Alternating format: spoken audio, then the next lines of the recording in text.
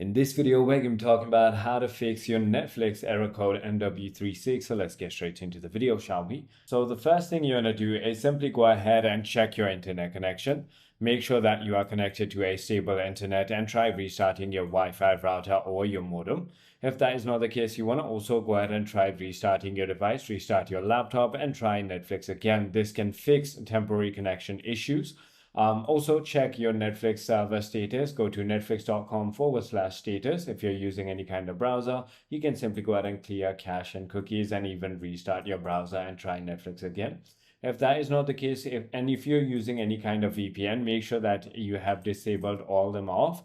And sometimes what happens is if you don't have your date and time settings set to automatic, you could be facing this problem.